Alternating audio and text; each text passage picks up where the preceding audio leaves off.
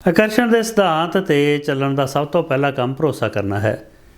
ਜੇਕਰ ਕਿਸੇ ਵਿਅਕਤੀ ਅੰਦਰ ਭਰੋਸਾ ਨਹੀਂ ਤਾਂ ਆਕਰਸ਼ਣ ਦਾ ਸਿਧਾਂਤ ਉਸ ਦੇ ਸੋਚਣ ਦਾ ਵਿਸ਼ਾ ਹੀ ਨਹੀਂ। ਭਰੋਸੇ ਦੀ ਗੱਲ ਕਰੀਏ ਤਾਂ ਬਹੁਤ ਸਾਰੇ ਲੋਕ ਪਰਮਾਤਮਾ 'ਤੇ ਭਰੋਸਾ ਕਰਦੇ ਹਨ। ਵੱਖ-ਵੱਖ ਧਰਮਾਂ ਨਾਲ ਸੰਬੰਧਿਤ ਲੋਕ ਉਸ ਨੂੰ ਰੱਬ, ਅੱਲਾ, ਵਾਹਿਗੁਰੂ, ਭਗਵਾਨ ਜਾਂ ਗੋਡ ਆਦਿ ਨਾਮ ਦੇ ਕੇ ਪੁਕਾਰਦੇ ਹਨ, ਪਰ ਇਸ ਨਾਲ ਉਹਨਾਂ ਦੇ ਭਰੋਸੇ 'ਤੇ ਕੋਈ ਫਰਕ ਨਹੀਂ ਪੈਂਦਾ। ਇਵੇਂ ਹੀ ਕਈ ਲੋਕ ਕੁਦਰਤ 'ਤੇ ਭਰੋਸਾ ਕਰਦੇ ਹਨ ਅਤੇ ਕਈ ਸੁਪਰ ਪਾਵਰ ਸ਼ਬਦ ਵਰਤ ਕੇ ਵੀ ਗੱਲ ਕਰਦੇ ਹਨ। ਦੁਨੀਆ 'ਤੇ ਅਜਿਹੇ ਲੋਕ ਵੀ ਮੌਜੂਦ ਹਨ ਜੋ ਕਿ ਆਪਣੇ ਆਪ 'ਤੇ ਭਰੋਸਾ ਕਰਦੇ ਹਨ। ਉਹਨਾਂ ਨੂੰ ਆਪਣੀ ਜਾਣਕਾਰੀ, ਕਾਬਲੀਅਤ ਜਾਂ ਮਿਹਨਤ 'ਤੇ ਹੀ ਭਰੋਸਾ ਹੁੰਦਾ ਹੈ। ਕਿਸੇ ਵੀ ਇੱਕ ਜਾਤੀ, ਧਰਮ, ਰੰਗ, ਨਸਲ ਜਾਂ ਮੁਲਕ ਦੇ ਵਸਿੰਦੇ ਦਾ ਆਪਣੇ ਇਸ਼ਟ 'ਤੇ ਭਰੋਸਾ ਕਰਨ ਦਾ ਮਤਲਬ ਉਹੀ ਹੋਵੇਗਾ ਜਿਹੜਾ ਕਿ ਕਿਸੇ ਹੋਰ ਵਿਅਕਤੀ ਦਾ ਹੋਵੇਗਾ। ਜਾਤ, ਧਰਮ, ਨਸਲ ਆਦਿ ਬਦਲਣ ਨਾਲ ਭਰੋਸਾ ਸ਼ਬਦ ਦੇ ਗੁਣਾਂ 'ਤੇ ਕੋਈ ਪ੍ਰਭਾਵ ਨਹੀਂ ਪੈਂਦਾ। ਸਵਾਲ ਇਹ ਨਹੀਂ ਕਿ ਕਿਸ 'ਤੇ ਭਰੋਸਾ ਹੈ, ਮੁੱਖ ਸਵਾਲ ਤਾਂ ਇਹ ਹੈ ਕਿ ਕੀ ਭਰੋਸਾ ਜਾਂ ਵਿਸ਼ਵਾਸ ਹੈ ਜਾਂ ਨਹੀਂ। ਇਹ ਗੱਲ ਤਾਂ ਮੰਨਣਯੋਗ ਹੈ ਕਿ ਕੋਈ ਕਿਸੇ ਮੂਰਤੀ, ਇਮਾਰਤ, ਜਗ੍ਹਾ, ਜਾਨਵਰ, ਦਰਖਤ, ਆਪਣੇ ਆਪ ਜਾਂ ਕਿਸੇ ਹੋਰ ਵਿਅਕਤੀ 'ਤੇ ਭਰੋਸਾ ਕਰਦਾ ਹੈ, ਪਰ ਕੀ ਇਹ ਯਕੀਨੀ ਹੈ ਕਿ ਉਹ ਸੱਚਮੁੱਚ ਭਰੋਸਾ ਕਰਦਾ ਹੈ? ਸੰਭਵ ਹੈ ਕਿ ਉਹ ਕਿਸੇ ਪ੍ਰਾਪਤੀ ਵਿੱਚ ਥੋੜ੍ਹਾ ਬਹੁਤ ਸਮਾਂ ਇੱਧਰ ਉੱਧਰ ਹੋਣ ਜਾਂ ਆਰਥਿਕ ਨੁਕਸਾਨ ਹੋਣ 'ਤੇ ਕਲਪ ਜਾਵੇ।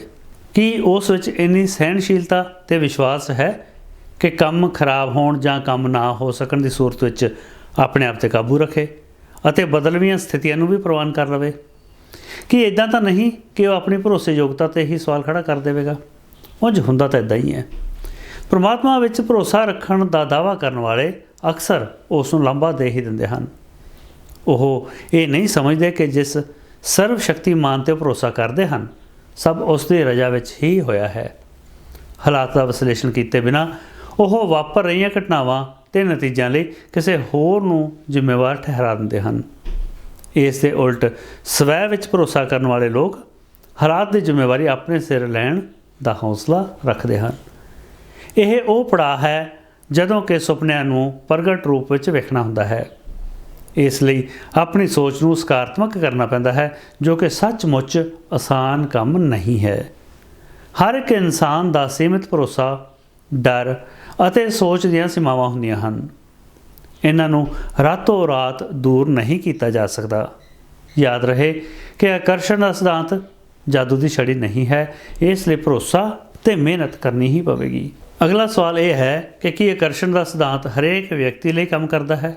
ਜੀ ਹਾਂ, ਇਹ ਹਰ ਕਿਸੇ ਲਈ ਹਮੇਸ਼ਾ ਕੰਮ ਕਰਦਾ ਹੈ। ਉਹ ਪ੍ਰਭਾਵ ਨਕਾਰਾਤਮਕ ਹੋਵੇਗਾ ਜਾਂ ਸਕਾਰਾਤਮਕ, ਇਸ ਬਾਰੇ ਗਰੰਟੀ ਨਾਲ ਕੁਝ ਵੀ ਨਹੀਂ ਕਿਹਾ ਜਾ ਸਕਦਾ। ਇਸ ਸਿਧਾਂਤ ਬਾਰੇ ਬਹੁਤ ਸਾਰੇ ਲੋਕਾਂ ਨੂੰ ਜਾਣਕਾਰੀ ਹੀ ਨਹੀਂ ਹੈ। ਪਰਮਾਤਮਾ 'ਤੇ ਭਰੋਸਾ ਨਾ ਕਰਨ ਵਾਲੇ ਬਹੁਤ ਸਾਰੇ ਲੋਕ ਇਸ ਨੂੰ ਧਰਮ ਜਾਂ ਪਰਮਾਤਮਾ ਨਾਲ ਸਿੱਧਾ ਜੋੜ ਕੇ ਇਸ ਸਿਧਾਂਤ ਨੂੰ ਮੂਲੋਂ ਹੀ ਨਕਾਰ ਦਿੰਦੇ ਹਨ। ਪਰ ਸੱਚ ਤਾਂ ਇਹ ਹੈ ਕਿ ਇਸ ਸਿਧਾਂਤ ਦਾ ਕਿਸੇ ਵੀ ਧਰਮ ਜਾਂ ਖਾਸ ਭਾਈਚਾਰੇ ਨਾਲ ਕੋਈ ਸਿੱਧਾ ਜਾਂ ਅਸਿੱਧਾ ਸੰਬੰਧ ਨਹੀਂ ਹੈ।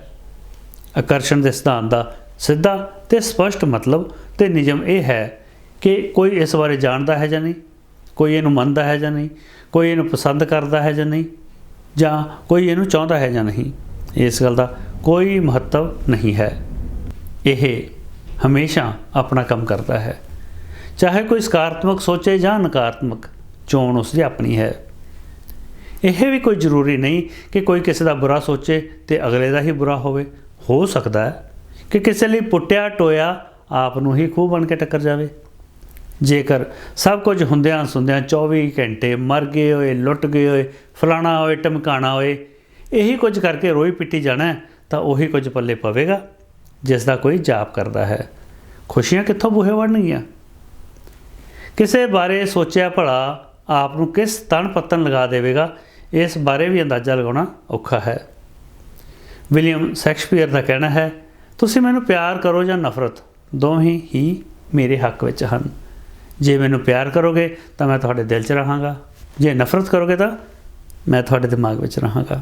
ਆਪਾਂ ਸਭ ਜਾਣਦੇ ਹਾਂ ਕਿ ਪਿਆਰ ਸਕਾਰਾਤਮਕਤਾ ਦਾ ਪ੍ਰਤੀਕ ਹੈ ਅਤੇ ਨਫ਼ਰਤ ਨਕਾਰਾਤਮਕਤਾ ਦੀ। ਇਹ ਹਰ ਵਿਅਕਤੀ 'ਤੇ ਨਿੱਜੀ ਰੂਪ ਵਿੱਚ ਨਿਰਭਰ ਕਰਦਾ ਹੈ ਕਿ ਉਹ ਬ੍ਰਹਿਮੰਡ ਵਿੱਚੋਂ ਕੀ ਆਕਰਸ਼ਿਤ ਕਰ ਰਿਹਾ ਹੈ, ਪੋਜ਼ੀਟਿਵਿਟੀ ਜਾਂ ਨੈਗੇਟਿਵਿਟੀ। ਜਦੋਂ ਤੇ ਜੇਕਰ ਇਹ ਸਮਝ ਲਿਆ ਜਾਵੇ ਕਿ ਕਿਸੇ ਤੇ ਜਾਂ ਆਪਣੇ ਆਪ ਤੇ ਭਰੋਸਾ ਕਰ ਸਕਦੇ ਹਾਂ ਜਾਂ ਭਰੋਸਾ ਕਰਨ ਦੇ ਕਾਬਲ ਹਾਂ, ਤਾਂ ਇਸ ਦਾ ਅਗਲਾ ਕਦਮ ਆਪਣਾ ਟੀਚਾ ਨਿਰਧਾਰਿਤ ਕਰਨਾ ਹੈ। ਟੀਚਾ ਪ੍ਰਾਪਤੀ ਬਾਰੇ ਪਿਛਲੀ ਵੀਡੀਓ ਦੇ ਵਿੱਚ ਆਪਾਂ ਕਾਫੀ ਡਿਸਕਸ ਕੀਤਾ ਹੈ। ਜੇਕਰ ਇਨਸਾਨ ਦਾ ਕੋਈ ਟੀਚਾ ਹੀ ਨਹੀਂ ਹੋਵੇਗਾ ਤਾਂ ਉਹ ਕਿਵੇਂ ਕੁਝ ਪ੍ਰਾਪਤ ਕਰ ਸਕਦਾ ਹੈ। ਇਨਸਾਨ ਦੇ ਹਰ ਰੋਜ਼ ਕਈ ਟੀਚੇ ਹੁੰਦੇ ਹਨ ਜੋ ਕਿ ਮੌਕੇ ਤੇ ਲੋੜ ਅਨੁਸਾਰ ਬਦਲਦੇ ਰਹਿੰਦੇ ਹਨ। ਟੀਚੇ ਪ੍ਰਾਪਤ ਕਰਨ ਦਾ ਸਮਾਂ ਉਸ ਵਿਅਕਤੀ ਦੀ ਕਾਬਲੀਅਤ, ਲੋੜ, ਹਾਲਾਤ ਅਤੇ ਟੀਚਾ ਪ੍ਰਾਪਤ ਕਰਨ ਦੀ ਭੁੱਖ ਅਨੁਸਾਰ ਨਿਯਤ ਹੁੰਦਾ ਹੈ। ਕਿਸੇ ਵਿਦਿਆਰਥੀ ਦਾ ਟੀਚਾ ਇਮਤਿਹਾਨ 'ਚੋਂ ਪਾਸ ਹੋਣਾ ਜਾਂ ਪਹਿਲੇ ਨੰਬਰ 'ਤੇ ਆਉਣਾ ਹੋ ਸਕਦਾ ਹੈ। ਕਿਸੇ ਵਪਾਰੀ ਦਾ ਟੀਚਾ ਤਿਮਾਹੀ ਵਿੱਚ ਲੱਖਾਂ ਰੁਪਏ ਦੀ ਸੇਲ ਕਰਨਾ ਹੋ ਸਕਦਾ ਹੈ। ਕਿਸੇ ਹੋਰ ਦਾ ਟੀਚਾ ਫਟਾਫਟ ਕੁਝ ਖਾ ਕੇ ਆਪਣੀ ਭੁੱਖ ਸ਼ਾਂਤ ਕਰਨਾ, ਜਾਂ ਕਿਸਾਨ ਦਾ ਟੀਚਾ ਆਪਣੇ ਖੇਤ ਵਿੱਚੋਂ ਫਸਲ ਪੈਦਾ ਕਰਨ ਦਾ ਹੋ ਸਕਦਾ ਹੈ। ਕਿਸੇ ਮਾੜੀ ਨੀਅਤ ਵਾਲੇ ਦਾ ਟੀਚਾ ਬੇਈਮਾਨੀ ਕਰਕੇ ਪੈਸਾ ਕਮਾਉਣਾ, ਜਾਂ ਚੋਰ ਦਾ ਟੀਚਾ ਚੋਰੀ ਕਰਨ ਦਾ ਵੀ ਹੋ ਸਕਦਾ ਹੈ। ਕਿਸੇ ਰਕਸ਼ੇ ਵਾਲੇ ਦਾ ਟੀਚਾ ਦਿਹਾੜੀ ਕਰਕੇ ਸ਼ਾਮ ਨੂੰ ਟੱਬਰ ਦਾ ਪੇਟ ਪਾਲਣ ਦਾ, ਜਾਂ ਕਿਸੇ ਹੋਰ ਰਕਸ਼ਾ ਵਾਲੇ ਦੇ ਹੋਣਹਾਰ ਬੱਚੇ ਦਾ ਟੀਚਾ ਮਿਹਨਤ ਕਰਕੇ ਆਫਿਸਰ ਬਣਨ ਦਾ ਵੀ ਹੋ ਸਕਦਾ ਹੈ। ਭਾਵ ਇਹ ਕਿ ਹਰੇਕ ਦੀ ਆਪਣੀ ਸ਼ਖਸੀਅਤ ਤੇ ਟੀਚੇ ਦਾ ਨਿਰਧਾਰਨ ਨਿਰਭਰ ਕਰਦਾ ਹੋ ਸਕਦਾ ਹੈ। ਤਕਰੀਬਨ ਹਰ ਵਿਅਕਤੀ ਆਪਣੇ ਟੀਚਿਆਂ ਵਿੱਚੋਂ ਬਹੁਤ ਨੂੰ ਪ੍ਰਾਪਤ ਕਰ ਲੈਂਦਾ ਹੈ, ਪਰ ਕਈ ਵਾਰੀ ਕਿਸੇ ਦੇ ਟੀਚੇ ਉਸ ਦੀ ਘੱਟ ਕਾਬਲੀਅਤ, ਮੌਕੇ ਜਾਂ ਹਾਲਾਤ ਅਨੁਸਾਰ ਪੂਰੇ ਨਹੀਂ ਵੀ ਹੁੰਦੇ। ਇਸ ਦੇ ਇੱਕ ਤੋਂ ਵੱਧ ਕਾਰਨ ਹੋ ਸਕਦੇ ਹਨ, ਜਿਵੇਂ ਕਿ ਕੋਈ ਨੌਜਵਾਨ ਖੇਡਣ ਲਈ ਕਿਸੇ ਟੀਮ ਵਿੱਚ ਸ਼ਾਮਲ ਹੋਣਾ ਚਾਹੁੰਦਾ ਹੈ। ਜੇਕਰ ਉਸ ਦੀ ਸਿਹਤ ਠੀਕ ਨਹੀਂ ਰਹਿੰਦੀ ਜਾਂ ਉਹਨੂੰ ਮੈਦਾਨ ਵਿੱਚ ਅਜਿਹੀ ਸੱਟ ਫੇਟ ਲੱਗ ਜਾਵੇ ਕਿ ਉਹ ਖੇਡਣ ਦੇ ਕਾਬਲ ਹੀ ਨਾ ਰਹੇ, ਅਜਿਹੀ ਸਥਿਤੀ ਵਿੱਚ ਉਸ ਦਾ ਟੀਚਾ ਟੀਮ ਵਿੱਚ ਸ਼ਾਮਲ ਹੋਣ ਦੀ ਬਜਾਏ ਪਹਿਲਾਂ ਸਿਹਤਮੰਦ ਬਣਨ ਦਾ ਹੋਣਾ ਚਾਹੀਦਾ ਹੈ। ਜੇਕਰ ਉਹ ਆਪਣੇ ਅਸਲ ਟੀਚੇ ਨੂੰ ਨਜ਼ਰਅੰਦਾਜ਼ ਕਰਕੇ ਟੀਮ ਵਿੱਚ ਸ਼ਾਮਲ ਨਾ ਹੋਣ ਸਕਣ ਦੇ ਅਫਸੋਸ ਵਿੱਚ ਹੀ ਰਹੇਗਾ, ਤਾਂ ਉਸ ਦਾ ਟੀਚਾ ਕਦੇ ਵੀ ਹਾਸਲ ਨਹੀਂ ਹੋਵੇਗਾ। ਸੋ ਇਹ ਬਹੁਤ ਮਹੱਤਵਪੂਰਨ ਹੈ ਕਿ ਆਪਣੇ ਟੀਚੇ ਨੂੰ ਹਾਸਲ ਕਰਨ ਲਈ ਕਦਮ ਦਰ ਕਦਮ ਚੱਲਣ ਦੇ ਰਸਤੇ ਬਾਰੇ ਜਾਣਿਆ ਜਾਵੇ। ਇੱਥੇ ਇੱਕ ਹੋਰ ਗੱਲ ਉਲਝਣ ਪੈਦਾ ਕਰਦੀ ਹੈ। ਟੀਚਾ ਵੱਡਾ ਮਿੱਥਿਆ ਜਾਵੇ ਜਾਂ ਛੋਟੇ ਛੋਟੇ ਟੀਚੇ ਨਿਯਤ ਕਰਕੇ ਮੰਜ਼ਿਲ ਵੱਲ ਵਧਿਆ ਜਾਵੇ। ਕਈ ਵਾਰੀ ਕੋਈ ਵਿਅਕਤੀ ਬਹੁਤ ਵੱਡਾ ਟੀਚਾ ਮਿੱਥ ਲੈਂਦਾ ਹੈ ਜਾਂ ਸੁਪਨਾ ਤੱਕ ਲੈਂਦਾ ਹੈ, ਜਿਹਦੇ ਲਈ ਕਈ ਵਰ੍ਹਿਆਂ ਦੀ ਮਿਹਨਤ ਦੀ ਲੋੜ ਹੁੰਦੀ ਹੈ। ਇੱਕ ਵਾਰੀ ਦਾ ਜੋਸ਼ ਵਿੱਚ ਆ ਕੇ ਉਹ ਵਿਅਕਤੀ ਉਸ ਰਸਤੇ 'ਤੇ ਚੱਲਣਾ ਸ਼ੁਰੂ ਕਰ ਦਿੰਦਾ ਹੈ, ਪਰ ਜਦੋਂ 2 ਮਹੀਨੇ, 4 ਮਹੀਨੇ, 6 ਮਹੀਨੇ, ਸਾਲ ਦੀ ਮਿਹਨਤ ਦੇ ਬਾਵਜੂਦ ਕੁਝ ਹਾਸਲ ਨਹੀਂ ਹੁੰਦਾ ਤਾਂ ਹੌਸਲੇ ਪਸਤ ਹੋਣੇ ਸ਼ੁਰੂ ਹੋ ਜਾਂਦੇ ਨੇ। ਭਾਰਤ ਵਿੱਚ UPSC ਦੁਆਰਾ ਲਿਆ ਜਾਂਦਾ IAS ਦਾ ਪੇਪਰ ਦੁਨੀਆ ਵਿੱਚ ਸਭ ਤੋਂ ਔਖੇ ਪੇਪਰਾਂ ਦੀ ਮੁੱਢਲੀ ਕਤਾਰ ਵਿੱਚ ਆਉਂਦਾ ਹੈ। ਦੁਨੀਆ ਭਰ ਵਿੱਚ ਵਾਪਰੀ ਕਿਸੇ ਵੀ ਘਟਨਾ ਬਾਰੇ ਜਾਂ ਇੱਥੋਂ ਤੱਕ ਜਿੱਥੇ ਕਿ ਆਮ ਵਿਅਕਤੀ ਦੀ ਸੋਚ ਵੀ ਨਹੀਂ ਜਾਂਦੀ, ਉਸ ਵਿਸ਼ੇ 'ਤੇ ਇਸ ਪੇਪਰ ਵਿੱਚ ਸਵਾਲ ਪੁੱਛੇ ਜਾ ਸਕਦੇ ਨੇ।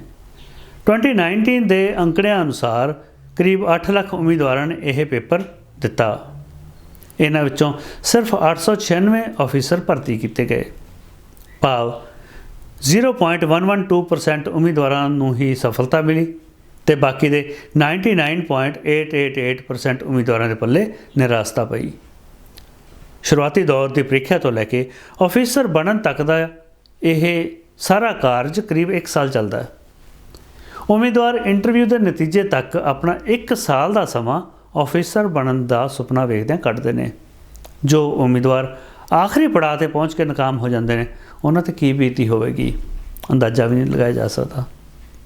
ਹੁਣ ਇਹ ਵਿਚਾਰ ਕਰਨੀ ਬਣਦੀ ਹੈ ਕਿ ਉਹ ਇਸ ਸਫ਼ਰ ਦੇ ਇੱਕ ਕਦਮ ਦੀ ਸਫਲਤਾ ਦਾ ਸੁਪਨਾ ਤੱਕਣ ਜਾਂ ਸਿੱਧਾ ਆਫਿਸਰ ਬਣਨ ਦਾ।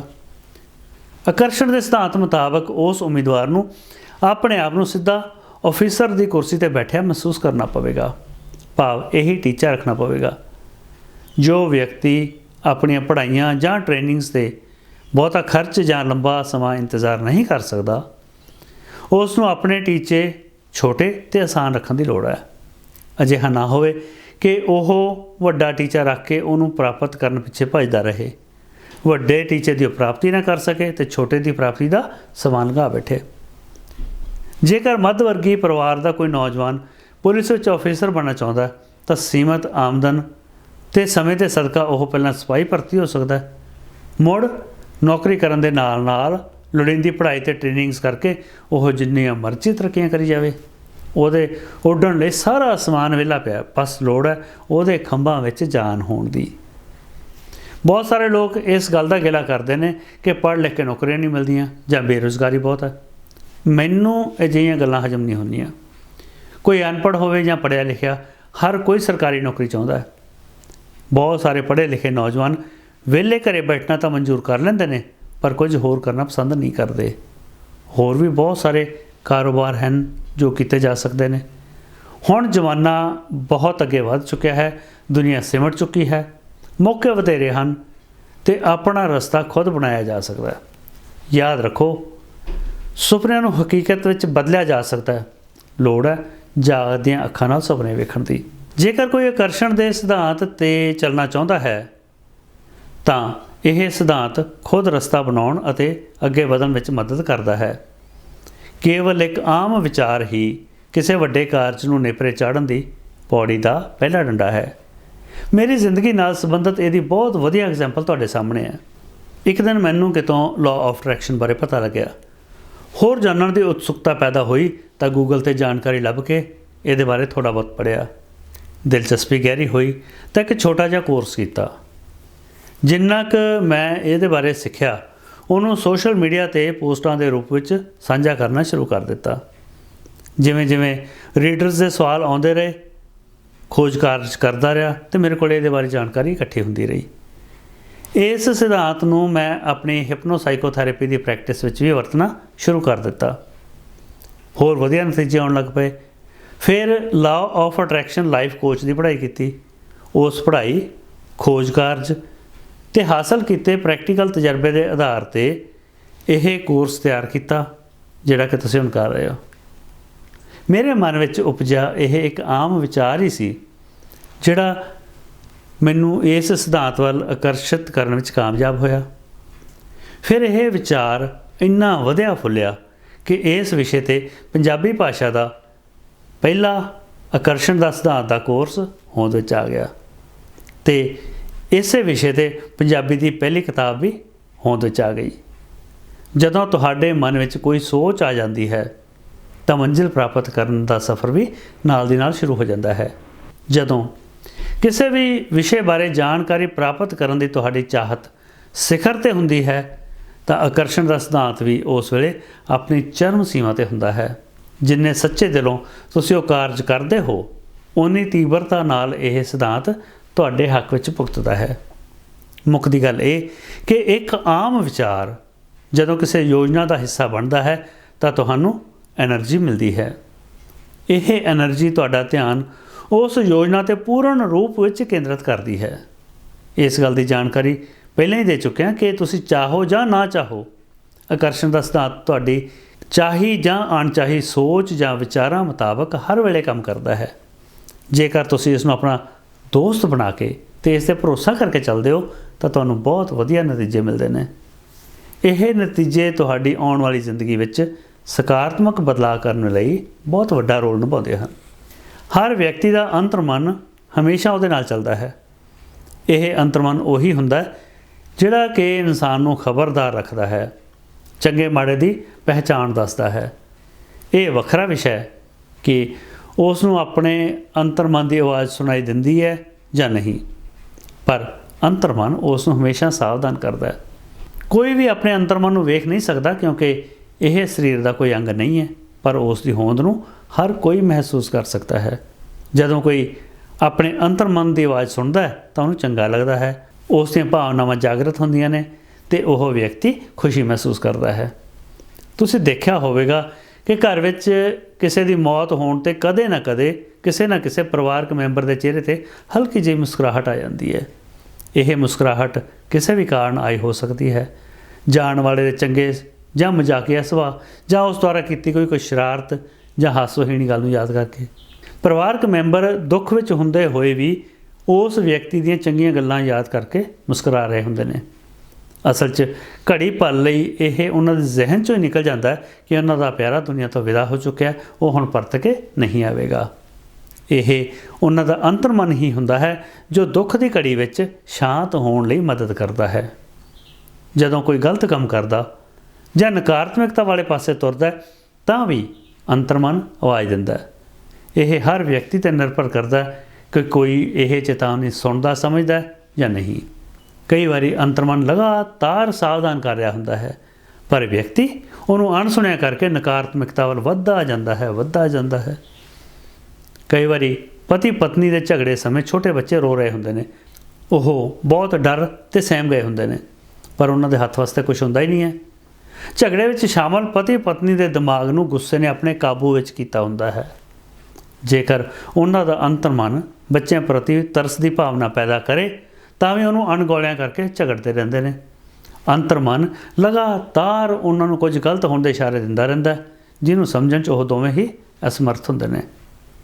ਜਦੋਂ ਕੋਈ ਵਿਅਕਤੀ ਲਗਾਤਾਰ ਗੁੱਸੇ ਵਿੱਚ ਰਹਿੰਦਾ ਅਤੇ ਉਸ ਦਾ ਪ੍ਰਗਟਾਵਾ ਕਰਦਾ ਹੈ, ਤਾਂ ਅੰਤਰਮਨ ਸਰੀਰਕ ਤੌਰ 'ਤੇ ਵੀ ਸੰਕੇਤ ਦੇਣੇ ਸ਼ੁਰੂ ਕਰ ਦਿੰਦਾ ਹੈ, ਜਿਵੇਂ ਕਿ ਗੁੱਸੇ ਵਿੱਚ ਮੂੰਹ ਵਿੱਚੋਂ ਝੱਗ ਜਾਂ ਥੁੱਕ ਨਿਕਲਣ ਲੱਗ ਪੈਂਦੀ ਹੈ, ਕੀਤੀ ਜਾ ਰਹੀ ਗੱਲ ਅੱਧੀ ਅਧੂਰੀ ਹੋਣ ਲੱਗ ਪੈਂਦੀ ਹੈ, ਗੱਲ ਅਸਪਸ਼ਟ ਹੋਣੀ ਸ਼ੁਰੂ ਹੋ ਜਾਂਦੀ ਹੈ, ਸਰੀਰ ਕੰਬਣ ਲੱਗ ਪੈਂਦਾ, ਸਾਹ ਚੜ੍ਹਨ ਲੱਗ ਪੈਂਦਾ, ਵਿਅਕਤੀ ਸ਼ਾਊਟ ਕਰਨ ਲੱਗ ਪੈਂਦਾ। ਇਹ ਸੰਕੇਤ ਉਹਨੂੰ ਕੁਝ ਗਲਤ ਹੋਣ ਅਤੇ ਸ਼ਾਂਤ ਹੋ ਜਾਣ ਦੀ ਲੋੜ ਦਾ ਇਸ਼ਾਰਾ ਨੇ। ਜੇਕਰ ਵਿਅਕਤੀ ਇਹਨਾਂ ਇਸ਼ਾਰਿਆਂ ਨੂੰ ਲਗਾਤਾਰ ਅਣਦੇਖਿਆ ਕਰਦਾ ਰਹੇ, ਤਾਂ ਗੱਲ ਵੱਧ ਕੇ ਹੱਥੋਂ ਪਾਈ ਜਾਂ ਮਾਰ ਕੁਟਾਈ ਤੱਕ ਵੀ ਪਹੁੰਚ ਸਕਦੀ ਹੈ। ਫਿਰ ਲੜਾਈ ਵਿੱਚ ਸ਼ਾਮਲ ਲੋਕ ਆਪਣੇ ਕੋਲ ਮੌਜੂਦ ਹਥਿਆਰ, ਜਿਵੇਂ ਕਿ ਡੰਡਾ ਹੋਵੇ, ਪਿਸਤੌਲ ਹੋਵੇ, ਇੱਟਾਂ ਪੱਥਰ ਜਾਂ ਕੋਈ ਤੇਜ਼ ਹਥਿਆਰ, ਉਹ ਸਭ ਕੁਝ ਇਸਤੇਮਾਲ ਕਰ ਸਕਦੇ ਨੇ ਅਤੇ ਜ਼ਿੰਦਗੀਆਂ ਤਬਾਹ ਹੋਣ ਤੱਕ ਗੱਲ ਪਹੁੰਚ ਸਕਦੀ ਹੈ। ਇੱਥੇ ਕੋਈ ਇਹ ਤਰਕ ਵੀ ਦੇ ਸਕਦਾ ਕਿ ਸਿਰਫ ਅਸੀਂ ਹੀ ਆਪਣੇ ਅੰਤਰਮਨ ਦੀ ਆਵਾਜ਼ ਕਿਉਂ ਸੁਣੀਏ, ਜਦੋਂ ਕਿ ਦੂਜਾ ਬੰਦਾ ਗਲਤ ਹੈ, ਦੂਜੀ ਧਿਰ ਗਲਤ ਹੈ, ਉਹ ਧੱਕਾ ਕਰ ਰਹੀ ਹੈ। ਅਤੇ ਮੈਂ ਇਹ ਕਦੋਂ ਕਿਹਾ ਕਿ ਕੇਵਲ ਉਹਨਾਂ ਲੋਕਾਂ 'ਤੇ ਹੀ ਅੰਤਰਮਨ ਦੀ ਆਵਾਜ਼ ਸੁਣਨ ਦਾ ਨਿਯਮ ਲਾਗੂ ਹੁੰਦਾ ਜਿਹੜੇ ਕਿ ਕੋਰਸ ਕਰ ਰਹੇ ਨੇ। ਇਹ ਨਿਯਮ ਉਸ ਹਰ ਵਿਅਕਤੀ ਲਈ ਹੈ ਜਿਹੜਾ ਕਿ ਇਸ ਦੁਨੀਆ ਦੇ ਵਿੱਚ ਮੌਜੂਦ ਹੈ। ਇਹ ਕੁਦਰਤ ਦਾ ਕਾਨੂੰਨ ਹੈ ਕਿ ਹਰੇਕ ਵਿਅਕਤੀ ਦਾ ਅੰਤਰਮਨ ਉਸ ਨੂੰ ਚੇਤਾਵਨੀ ਦਿੰਦਾ ਹੈ। ਚੰਗਾ ਤਾਂ ਇਹੀ ਹੈ ਕਿ ਕਿਸੇ ਵੀ ਸਮੱਸਿਆ ਨੂੰ ਭਾਵਨਾਵਾਂ ਨਾਲ ਜੁੜਨ ਤੋਂ ਪਹਿਲਾਂ ਕੰਟਰੋਲ ਕਰ ਲਿਆ ਜਾਵੇ। ਸਮੱਸਿਆਵਾਂ ਜਦੋਂ ਭਾਵਨਾਵਾਂ ਨਾਲ ਜੁੜ ਜਾਂਦੀਆਂ ਹਨ, ਤਾਂ ਕਈ ਵਾਰੀ ਉਹ ਇੱਜ਼ਤ ਦਾ ਸਵਾਲ ਬਣ ਜਾਂਦੀਆਂ ਹਨ। ਜੇਕਰ ਤੁਹਾਡਾ ਅੰਤਰਮਨ ਕਦੇ ਤੁਹਾਡੇ ਦੁਆਰਾ ਕੀਤੇ ਜਾ ਰਹੇ ਕਾਰਜ ਦਾ ਵਿਰੋਧ ਕਰੇ, ਤਾਂ ਉਸ ਨੂੰ ਵਿਚਾਰ ਲੈਣਾ ਤੁਹਾਡੇ ਹਿੱਤ ਵਿੱਚ ਹੋ ਸਕਦਾ ਹੈ। ਧੰਨਵਾਦ।